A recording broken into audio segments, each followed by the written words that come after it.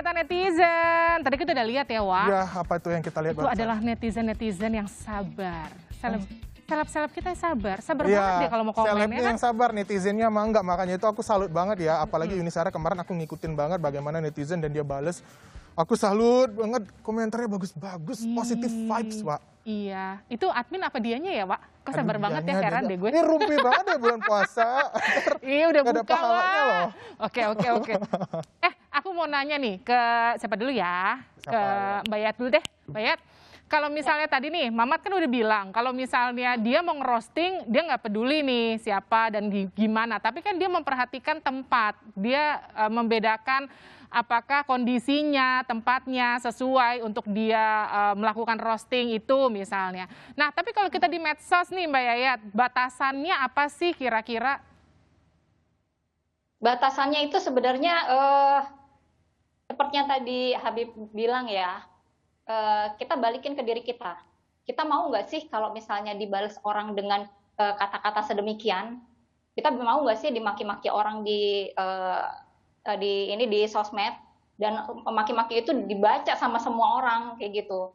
Dan terus batasannya dari diri kita sendiri sih gitu.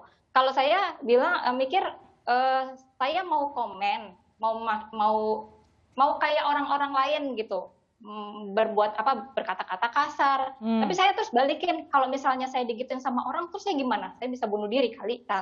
Kasarnya seperti itu. Saya nggak kuat mental untuk menerima kata-kata kasar begitu. Baik, tapi kalau misalnya saya balikin dulu. Tapi kalau misalnya kontennya emang benar-benar nggak ada manfaatnya, malah bikin kecemasan, malah bikin keributan, itu kan layak dikritik ya Mbak Yayat sebenarnya ya. Benar. Saya juga sering tuh komenin yang begitu kan, tapi saya pakai kalimat yang lebih soft ya gitu, maksudnya nggak sekasar dia gitu. Saya akan pakai kalimat yang lebih soft, yang faktor menyinggungnya tuh sedikit. Kritiknya membangun gitu. Bukan haters gitu ya, Pak. Masih bahasa kamuflase tuh. Mungkin masih nggak terlalu halus bahasanya ya, tapi saya cari yang lebih win-win solution ya, yang lebih mungkin kalau dia nggak tersinggung, terus sayanya juga lebih enak ngomongnya, seperti itu sih Mbak. Lebih hati-hati lah di sosmed, karena apapun yang kita keluarkan, apapun yang kita perbuat di sosmed, saya percaya itu akan balik ke kita sendiri. Nah, masalahnya kita siap nggak nerima itu? Gitu. Ya. Tapi Bib, aku mau nanya Bib.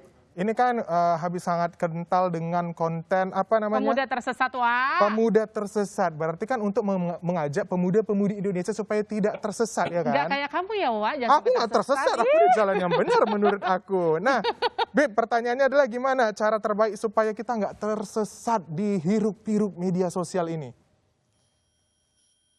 Iya, media sosial ini kan disebutnya sebagai dunia maya. Dunia maya. Betul maya. Betul kita itu diminta untuk komentar kepada sesuatu yang kita nggak tahu tentang hal itu sama sekali, bahkan tidak punya pengetahuan tentang hal itu. Bahkan nggak pernah kenal orangnya, nggak pernah ketemu orangnya. Akhirnya suara saya masuk nggak? Boleh, Bib, dilanjut, Bib. Dilanjut, Bib. Iya, kita oleh nafsu kita untuk kemudian mengomentari sesuatu yang bahkan kita nggak kenal gitu. Bukan cuma nggak punya ilmunya, ini si A, si B, si C kita nggak pernah ketemu, tapi kita komentar seolah-olah sudah kenal banget gitu. Padahal itu nasihat itu kan ada kata sehatnya ya. Tapi kebanyakan nasihat itu jadi nasakit sekarang. Kata yang buruk, destruktif, dan lain sebagainya. Nah, karena itu kuncinya agar tidak tersesat, kemudian melakukan cek dan recheck lagi. Kalau dalam bahasa Islamnya adalah tabayyun. Terhadap segala sesuatu, itu harus dicek, dipastikan segala sesuatunya itu baik dan bermanfaat. Kita kenal berdasarkan kepada data dan fakta. Ya ujung-ujungnya tersesat atau tidak tersesat itu ya apa kata kita. Kalau kita memilih untuk tersesat, maka ya kita akan tersesat gitu. Tapi kalau kita memilih untuk tidak tersesat, ya kita nggak akan tersesat. Itu soal pilihan sih sebenarnya. Setiap orang sebenarnya tahu sudah resikonya. Hanya saja memang kayak ada semacam gambling itu di medsos. Coba. Nah, gambling itu ketika nyoba sekali komen gitu, wah kok enak gitu. Kok nggak jadi kontroversi? Wah ya udah nyoba 2 kali, 3 kali, akhirnya edik gitu. Akhirnya jadilah kita pribadi yang seperti itu. Karena itu memang sudah seharusnya sedari awal ketika kita bermedia sosial itu sudah punya niat yang jelas gitu. Oh saya main media sosial untuk dakwah. Semua konten yang tidak berhubungan dengan dakwah maka saya tidak akan share di media sosial saya.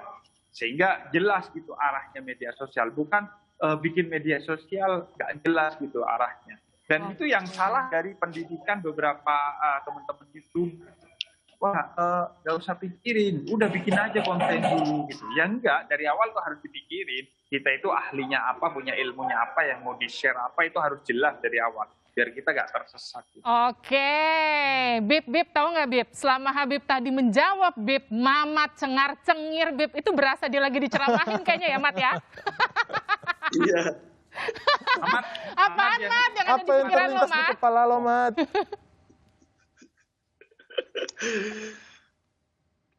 Halo. Ya. Tadi ini saya cengar-cengir karena lucu Habib bilang kita harus punya tujuan gitu bikin media sosial gitu kan. Tapi Habib Jafar juga ikut komentari Super League gitu. Sepak bola Eropa. Habib Jafar ada juga gitu nge-retweet gitu. Ini mau dakwah sepak bola kayaknya Habib Jafar. Mat, ini kan kalau kita ngomongin profesi lo nih, Mat, sebagai komika, kan kerap ngerosting. Gimana sih, Mat? Apa yang lo biasanya lakukan ketika bikin konten supaya materi kontennya itu nyampe, tapi kemudian orang yang di roasting itu nggak mispersepsi, orang yang nonton juga nggak ngerasa bahwa lo tuh lagi ngehina orang, bukannya ngerosting gitu. Itu gimana, Mat? Kalau roasting itu yang pertama adalah harus kita punya izin gitu. Kita minta izin kepada orang yang mau kita roasting atau paling tidak dia mengiyakan gitu.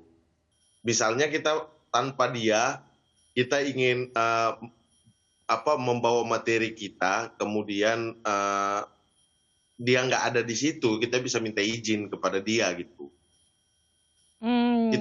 Itu yang paling penting. Nah, terus kemudian kalau sudah izin kan berarti kita udah kasih tahu nih kita sebentar ngomong ini, aman kan?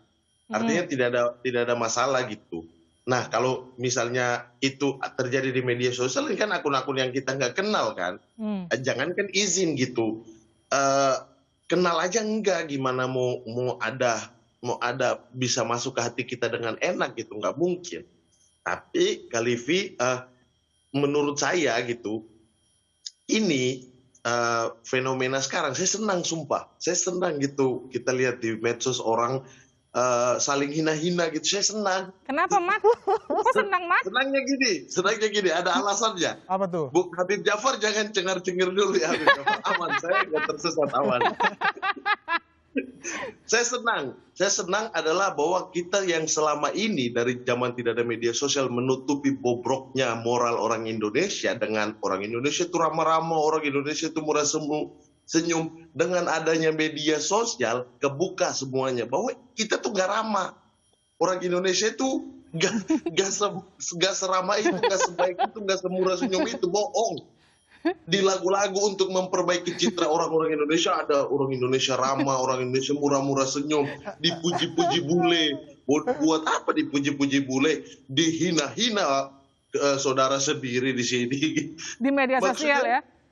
Iya, jadi ini terbuka akhirnya bahwa kita selama ini itu seperti ini. Memang kita nggak ramah, kita nggak murah senyum, kita tuh memang suka ngomongin orang di belakang, kita suka gibah, kita suka hina-hina orang. Itu orang Indonesia, jadi jangan ditutupi bahwa kita ramah.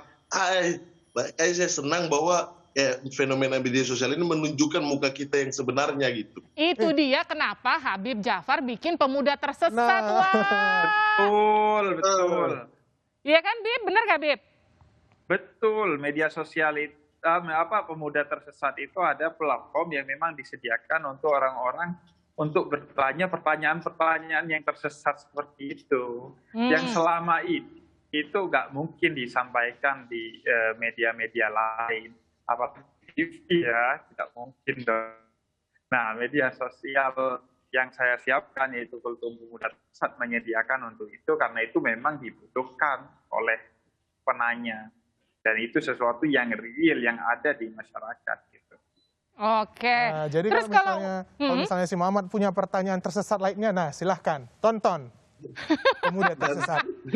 Tapi Wak, yang jadi pertanyaan kan gini ya Wak, kalau kita udah terlanjur tersesat, terus gimana dong? Maksudnya gini, kan kalau tadi Mamat bilang potensi netizen yang udah kadung terlanjur tersesat itu banyak banget Wak. Makanya tadi Mamat sampai bilang ini tuh muka netizen Indonesia kita tuh nggak ramah, tapi memang demennya ngejulit, demennya komen-komen yang negatif. Tapi kemudian gimana ngebenerin mereka yang udah terlanjur tersesat ini? Nah ini kira-kira siapa nih yang layak menjawab? Nanti Wak, udah abis jeda di kata netizen.